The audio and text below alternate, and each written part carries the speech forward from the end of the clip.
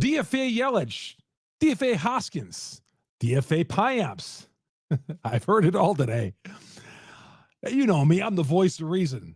Kinda, sorta, maybe. We'll get to all that coming up next here on Locked On Brewers.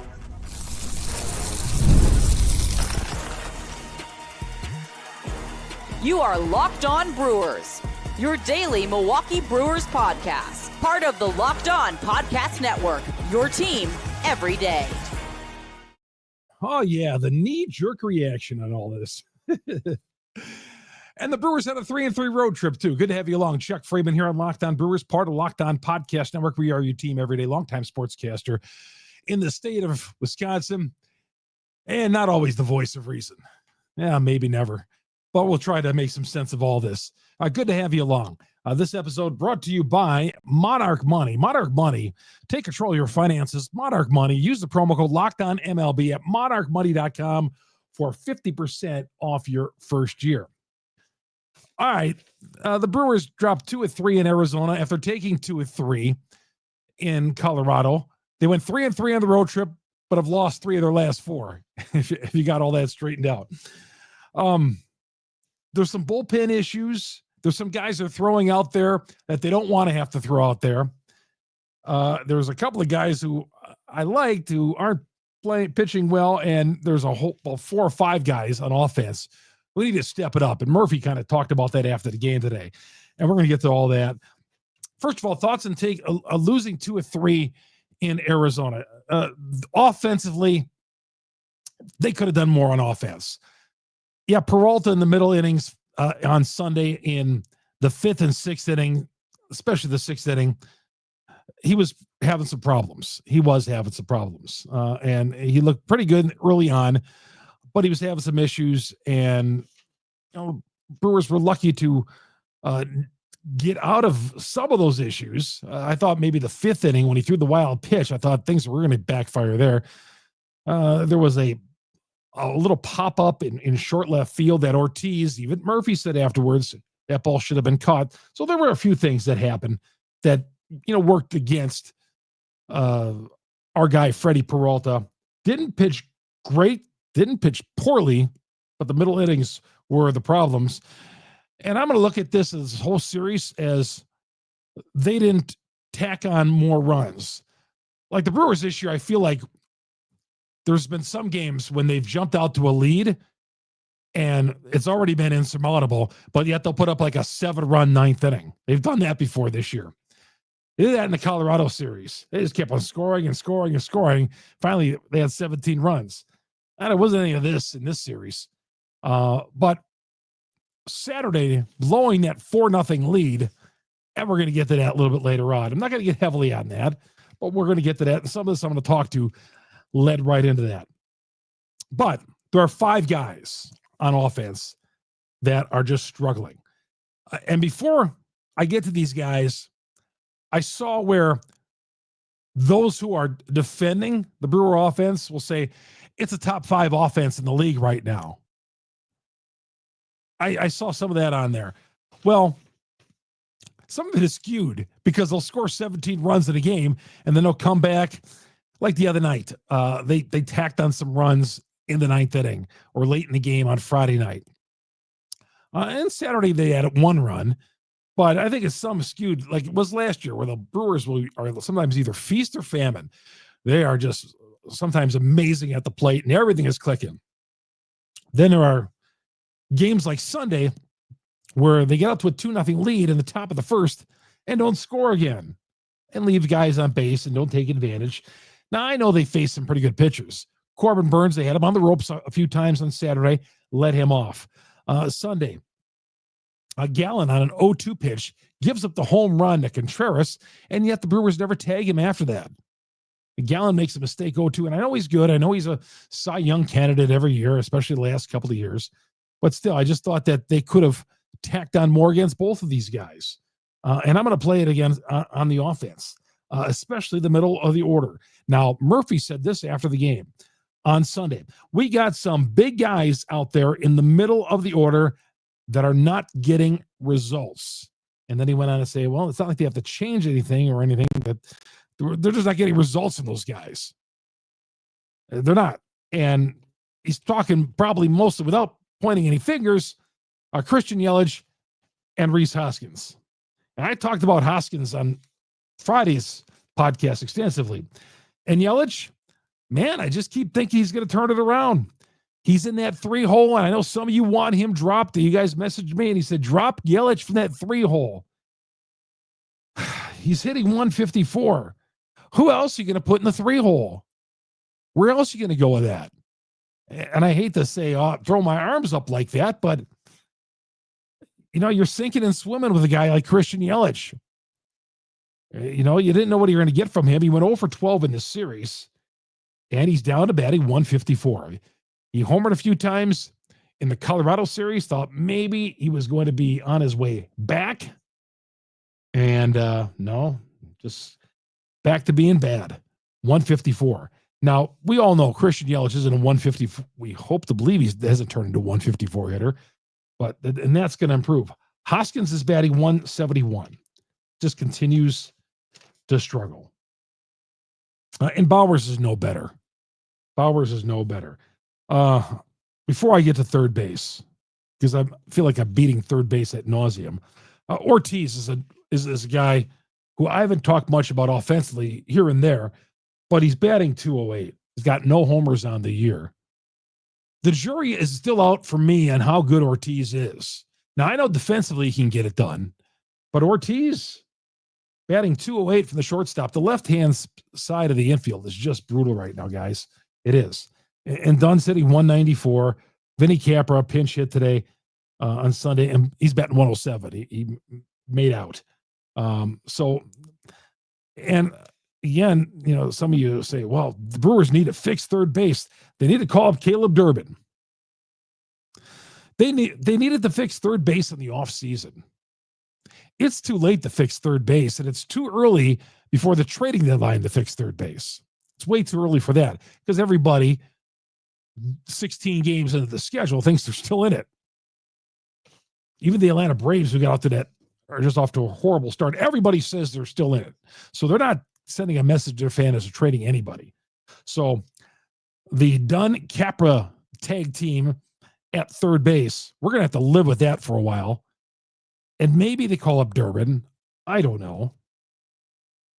But we knew going in this whole offseason, I complained about that third base spot, and here it is. 194 and 107. They're getting out of third base. Tell me you didn't see that coming.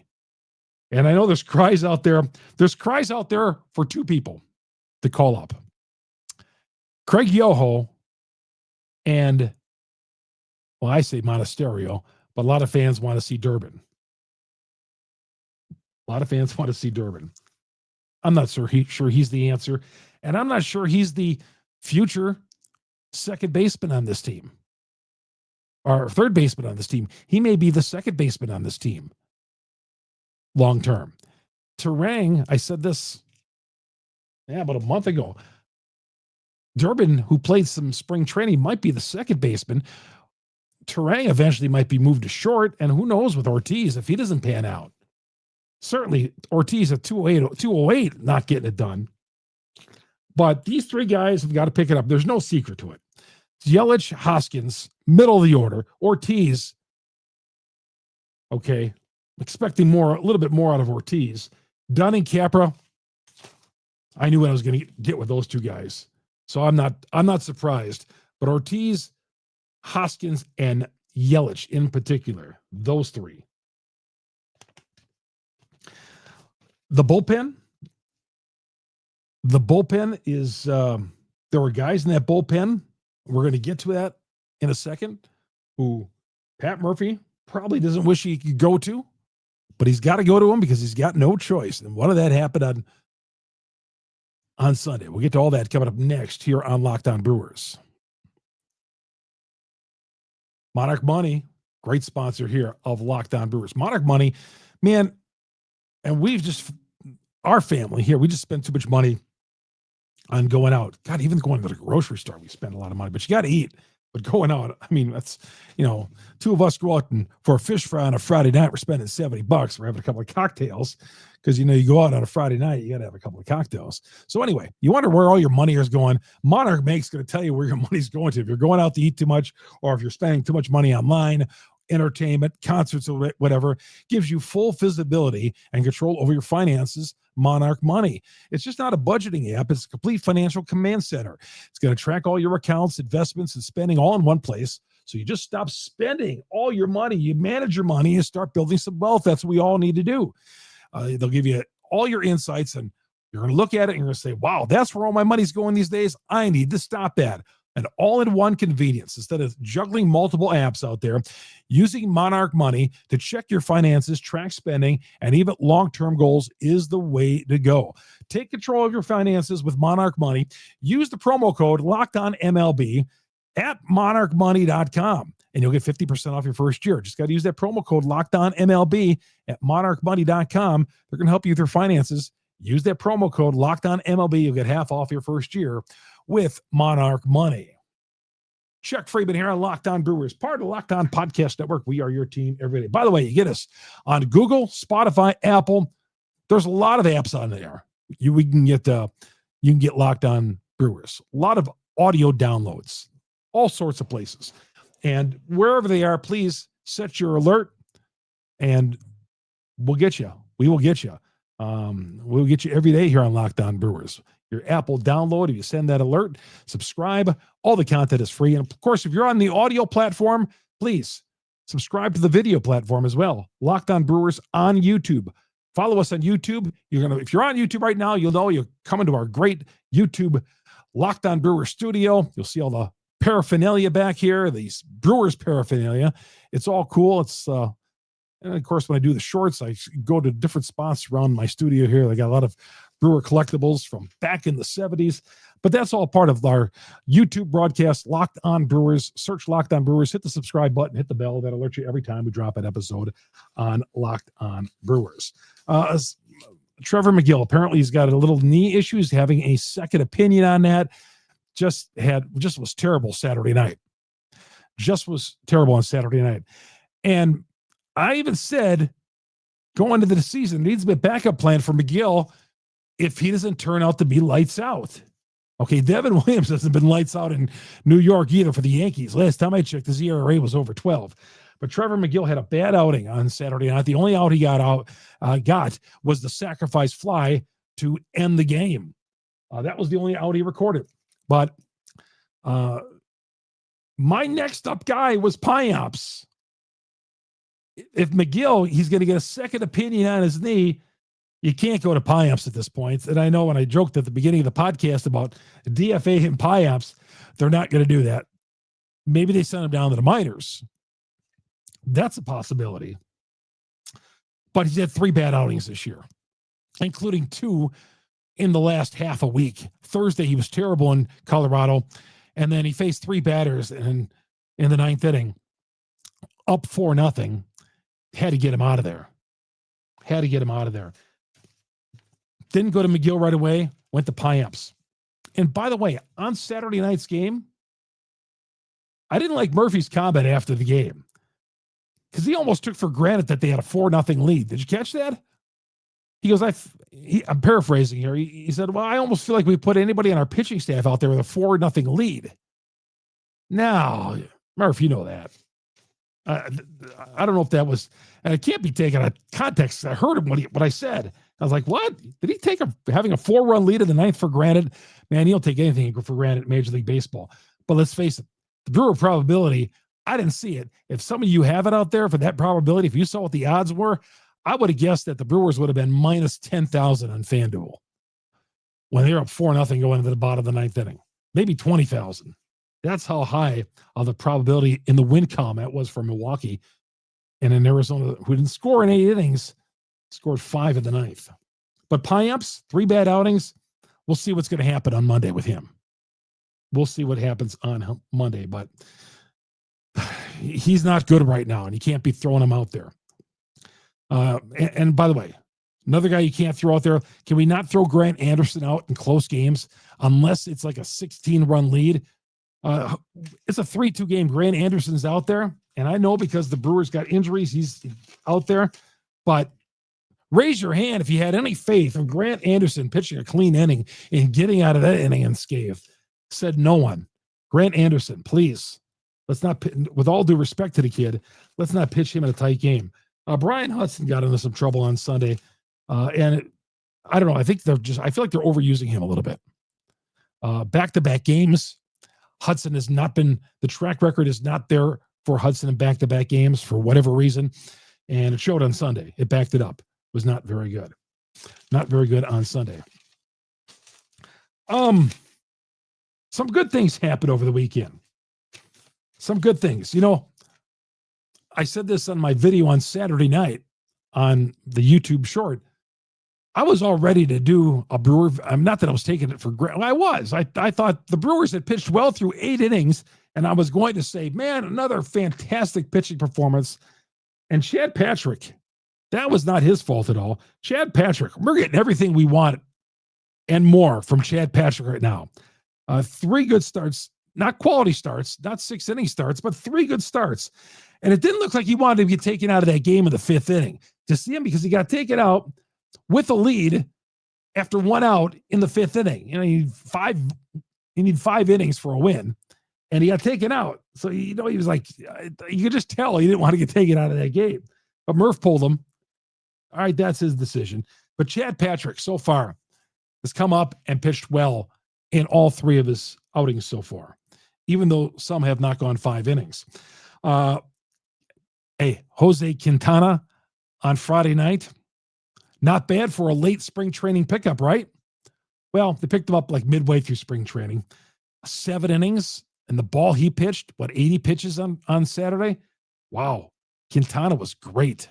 I'm sorry, on Friday, Quintana was great. Now, I'm not expecting that all the time, but we've seen that Jose Quintana before, and he was terrific. Just terrific. So great to see that, because that could be a big boost for this starting rotation. Big boost. But that bullpen usage, y'all are crying for Craig Yoho, and I get it. The numbers on Craig Yoho so far at Nashville, 6 1/3, no earned runs, 7 Ks. I'd say bring him up here. In fact, he should have started the year on this team. He should have started the year, but they had such a wealth of guys out in that bullpen.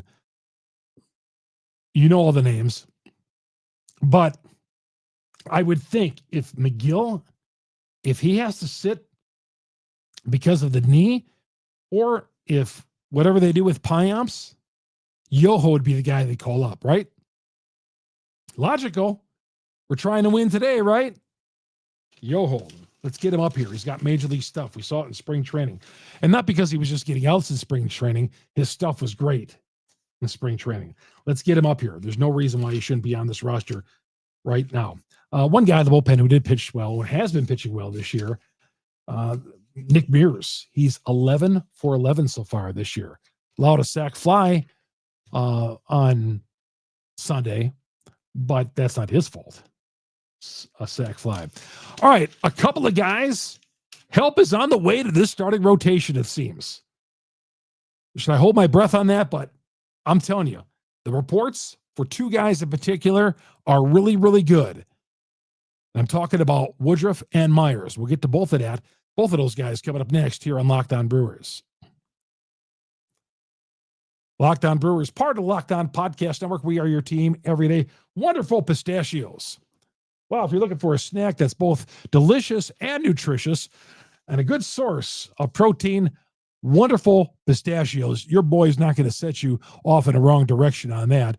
The highest protein nuts, each 1 ounce serving has got 6 grams of protein, giving you over 10% of your daily value. They're packed with fiber, better for you unsaturated fats, keep you feeling fuller longer. I put them in my low-fat yogurt after I get done working out. I did that today for the Brewer game. Brewers started at 3:10.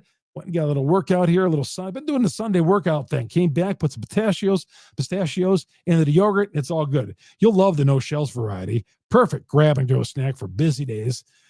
So whether you're at your desk, you're on a road trip or whatever, it's a quick protein boost. We all need that. Wonderful pistachios. Protein, protein, protein. All the experts say protein. All right, get snacking, get cracking. The snack that packs a protein punch. Talking about wonderful pistachios. Visit wonderfulpistachios.com, wonderfulpistachios.com, and look at more of their what they provide, the nutrition they provide. It's not junk food. It is good for you. Chuck Freeman here on Locked On Brewers. All right, down the stretch we come. We're also going to do a preview of the Tiger series coming up here in a little bit. I'll get to that. Saturday night, I talked enough about that. They blew the 4-0 lead. I was going to talk a little bit about that here, but I kind of mentioned that earlier in the podcast. Two guys, though, that help is on the way with Brandon Woodruff. He is passing each and every step along the way on his road to becoming back into the majors. He went 3 2/3, 2 hits. He was mixing his pitches well over the weekend through 66 pitches. He's going to make another start on Thursday, but you got to believe he is not too far away from coming back up here. Sounds like he's going to go 5 or 6 innings. They're going to try to get 5, or, depending on how it's going for him and how it's going for him on the mound. But they're going to try to get 5 or 6 innings out of his next outing, it seems, out of Brandon Woodruff. Great news, Brandon Woodruff. Tobias Myers. Sounds like he is on schedule, maybe even a little ahead of schedule. He had his second rehab start. Went 5 innings, 6 hits, gave up 3 runs. Tobias Myers seems to be like he's ready to go. We don't know what the next step is. Could he be ready to come up here and maybe fill the void and maybe make a start next weekend against Sacramento, the Las Vegas A's, the Sacramento A's, when they're in town? We'll see. Those pesky A's, man. I know the Mets took 2 or 3 out there this weekend, but the A's don't think that series next weekend against the A's is going to be a pushover for the Brewers. It isn't. The A's are a fighting team. Detroit comes to the town here. And Skubal is going to pitch. And that guy, he is good. Although 2 of his 3 outings this year have not been. But you look at what he did last year. He led baseball in strikeouts. He was 18-4. And in fact, he's so good. The Tigers are a -150 coming up tomorrow night. -150. So the Brewers would have faced 3 aces in a row with him. Before that, Gallen on Sunday and Corbin Burns on Saturday. And then Tuesday, Jack Flaherty is on the mound. So you got Flaherty on Tuesday. And Pat Murphy was saying this over the weekend. And he makes a good point. I never thought of it this way, about the fact that they're facing so many number 1 starters. He says you are not going to have a good season if you don't beat number 1 starters. Interesting. Murphy, you're not going to have a good season if you don't beat the number 1 starters. And you can argue with these 4 guys that the Brewers are facing through Flaherty on Tuesday. Those guys are all capable of being number 1s. All right. For Monday, Alexander is going to make the start. Tyler Alexander for the Brewers pitched into the 4th inning in Colorado on Tuesday. Makes the start coming up on Monday. Pitched okay in the first couple of innings. I think they got him out of there in the 4th inning before. They got him out of there while the going was good, I think, with Alexander. But before that, we know about the no-hitter he took into the 6th inning in the previous start before that against the Reds. So Alexander will make the start on Monday. And the Brewers have 3 with the Tigers. Off day Thursday, 3 with the A's coming on this weekend. I'll be out there. You see me walking around the ballpark before game, on my way to the press box, after the game, whatever. Please say hello. I'll be out there as a fan on Sunday, on Easter Sunday. We'll be sitting in our seats on Sunday. Can't cover the game and be a fan at the same time. So I'll be sitting in the stands with Shannon and the 13-year-old. So we'll have a good time on Sunday. But if you see me walking around the ballpark, please always say hello. And always love to talk Brewer baseball with all you great Brewer fans out there. Ran into some fans this weekend down in Milwaukee. It was great to see. All right, that's going to do it. Our podcast, again, you get it on Google, Spotify, Apple, all the major downloads. We're the #1 Brewer podcast on the internet because you great Brewer fans on there. And then our growing YouTube page, search Locked On Brewers, hit the subscribe button, hit the bell. That alerts you every time we drop an episode. There's 5 guys in this lineup that aren't hitting. 5 guys, 3 of them we should be able to count on aren't doing the job, with Hoskins, Ortiz, and Yelich. Got to pick it up. Those 3 guys in particular. And still the Brewers are 8-8 on the season. Still 8-8 chasing the first place Cubs. Brewers and Cubs were in a tie for first place on Friday night. That was good to see after an 0-4 start. And still, after an 0-4 start, I'll take this where they are right now at 8-8. I will take it. Yeah, they went 3-3 on the road trip. Could have been better. Could have been a winning road trip. Could have won one of these last 2 games. They didn't. And I'll say this about blowing that lead on Saturday. Tim Allen has said this, and I firmly agree on this. You're going to come back and win a game like that down the road. You will win a game like that that you don't think you're going to win.